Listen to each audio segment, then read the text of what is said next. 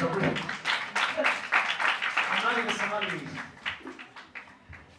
look at this book, I am reminded of this friend of mine called Harun Hassan. And Harun and I have been really friends for quite some time. And you know, when Harun became disabled, I told him, welcome to the world. You know, he was wondering, okay, how do you relate between albinism and physical disability? What is the commonality? Now, when we talk about disability, we are talking about people of various types of impairment, but then they have one condition, that they both, much as the impairments are as different as they are individuals, it could be physical, it could be mental, it could be congenital, whichever source. But then they are united by one factor, that factor of discrimination because of their bodies. Now, impairment is personal. And then we also say the personal is political. But how do you lose? How do you lose your ability to walk independently, become dependent on people, trying to regain your own independence again, and still make it in life? Harun, I have known him for so many years, and I have many beautiful, memories about us together and this struggle. Finding you, Harun, at there's spinal injury there when we used to have meetings or bring people together. And then I would wonder how Harun able to drive, those kind of things. Having conversations. I mean, being inspired, by the way, Harun, about you being a DO despite your disability. That was a first. I think you must have been the first DO with disability in this country. And also having not studied public administration by that time, having done environment, you see. That kind of connection.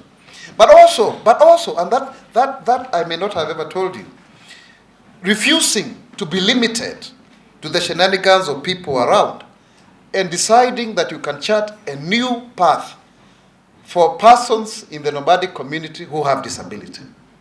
That, I think we should clap for him.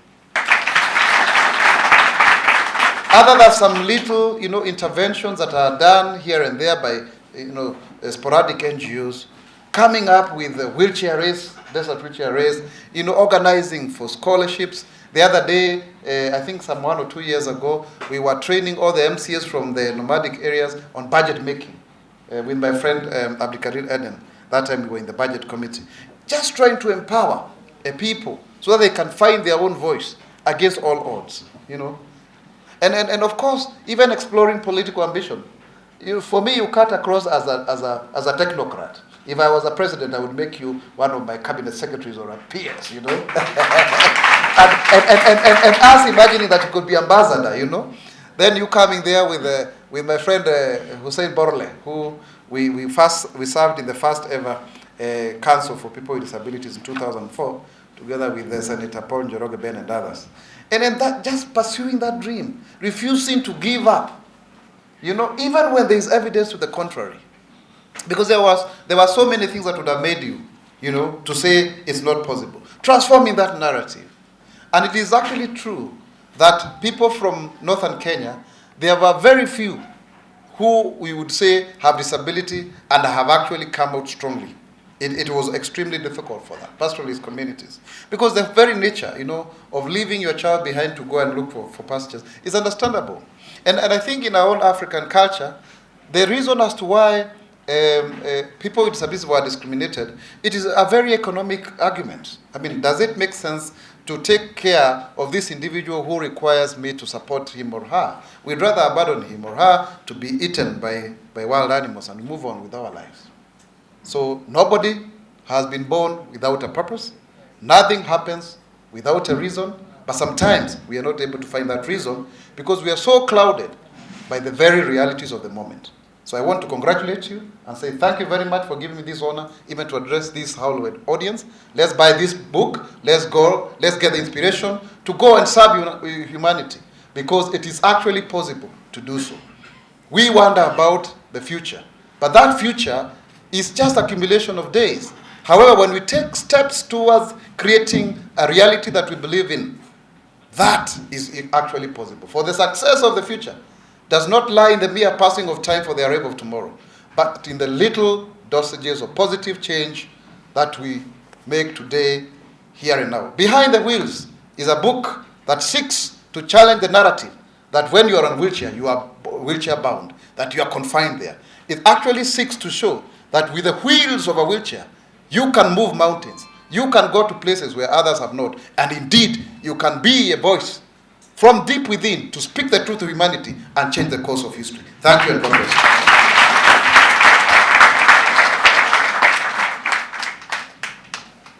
The Deputy Governor of Wajir County. I and Mr. Harun came a long way.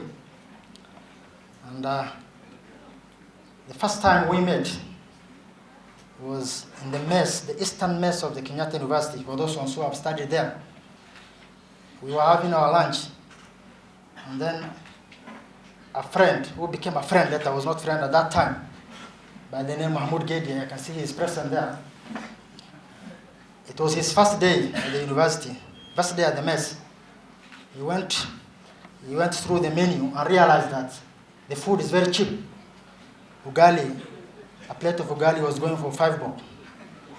So in his mind, he realized that ugali for 5 bob must be very small or very little.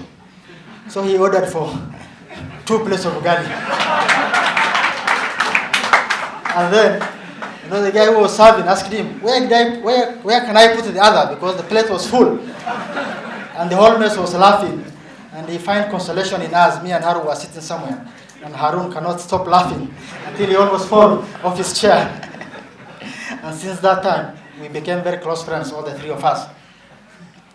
In our society, there's a saying which says, Jibich Koromtau, Hadira Beka. That's a Borona saying. What it means is that the calf, the male calf that is going to become a bull is known while it's still on the ropes. Is it something like that? I think I have translated something like that. Meaning, somebody who is going to make an impact in life, or who is going to be somebody in life, will be known while he is still young. And the first time that we met, I realized that Harun is meant for big things. We had a very nice time at the university. At one point, I was the chairman of the Islamic Society, and he was my vice chairman. In March 2007, in his quest to unseat, I'm told Mheshimiwa Mumal, it was to unseat who? Yeah, in his quest to become an MP, the inevitable happened, and he was reduced to a wheelchair.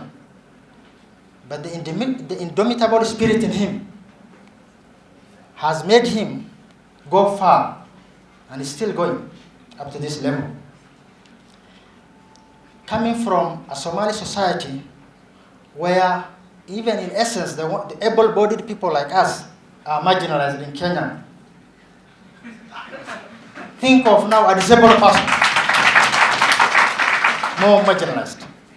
In our society, people think that a disabled person or somebody who suffers disability, they just leave him to kind of die, as Mr. Mora said, because they think you cannot make any impact on society. And the fighting spirit in Harun has changed that narrative. As he is saying, actually the book, the title is just fit, transforming the narrative. He has transformed that narrative in the whole of Kenya, or the whole of the world, because he's even known outside, but has totally transformed the narrative in northern Kenya. Because every young disabled person now in northern Kenya believes he can do what Harun can do. And that will make, or will change the lives of so many people. So I think I don't want to dwell so much on that. We are very proud of you, Harun. We shall support you as much as we can with what you are doing. And all able people here, please make note that this thing can happen to anybody at any time. It is not anybody's choice. It is not Harun's choice to be on wheelchair. He wanted to do, when he was campaigning, he wanted to become an MP, maybe he was thinking of bigger things, but it was curtailed. So anybody, this thing can happen to anybody. So when you see a child or any other person in distress, disabled or something like that, please make sure that this thing, it can happen to anybody, and we are supposed to learn from it. It's a living example. So we must always have that heart to help, to reach to humanity, everyone. I think I will leave it there. Thank you very much. I hope all the best, and we hope we will achieve more. Thank you very much. I never see a house this full. And I think there are many reasons why this could be the case, but I hope it is because of your love for Harun and the work that he has done. A lot of thoughts were going through my mind. There are a number of politicians, both current as well as aspirants, who are here. I wondered whether he had anything to do with that. But whatever the case, I think it is an important event, an important gathering to celebrate a very, very important journey of somebody that you all have known, who has done a great piece of work to share. And I know I did miss some speakers, but as I was walking in, our sister was talking about some wonderful experience.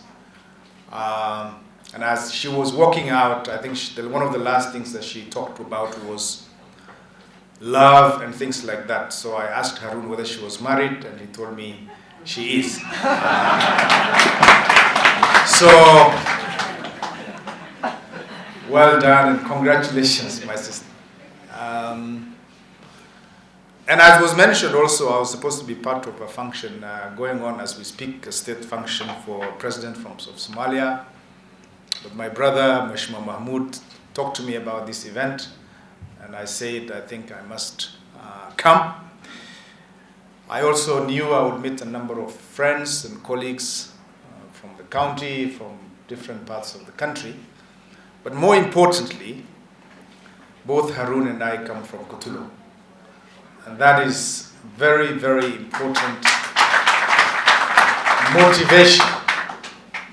As I was sitting there, I was just going through the book, and I think Kutulu was mentioned at least 10 times. And so when he talks about Kutulu in his speech, there's a paragraph there where he described Kutulu. He says it's a very dusty town, red soil, and when anybody comes from Kutulu goes to El Wak, it's very visible. These people are red colored.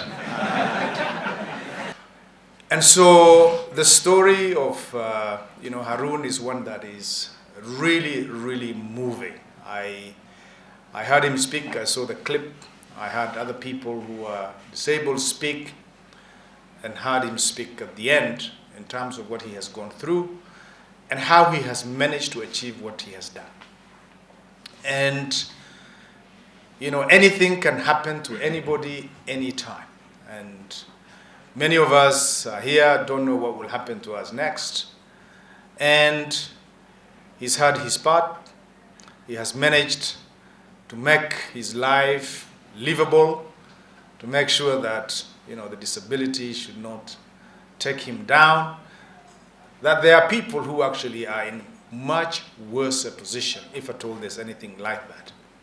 And I think he did mention Professor Hawkins, one of the Cambridge professors, who is not only on a wheelchair, but his speech and everything is all impossible. And so everything is relative.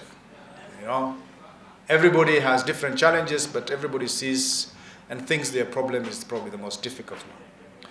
And one of the things that I really, really felt honored and proud of is the fact that Harun has decided to put his story into a book to inspire people who would have similar thoughts like he has had. And when he described how hard life in Kutulu is, many of you wouldn't know, but I know. It's quite boring, quite lonely, quite dusty, quite dry. And the feelings that are described in that book is something that I think people who come from there would appreciate. And for him to actually put this is something that I just want to say, a big congratulations. Well done for really putting this onto a book that many people current and future generations will look at and benefit, and many other people who, will happen to be, unfortunate to get into such kind of difficulties, that this would give them the inspiration and the hope that things are not as bad as other people may make it appear. So I just want to say thank you very much, Harun.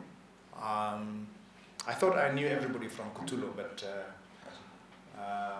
now I have seen, and Kutulo is known for producing some very smart people, by the way, so well done. I was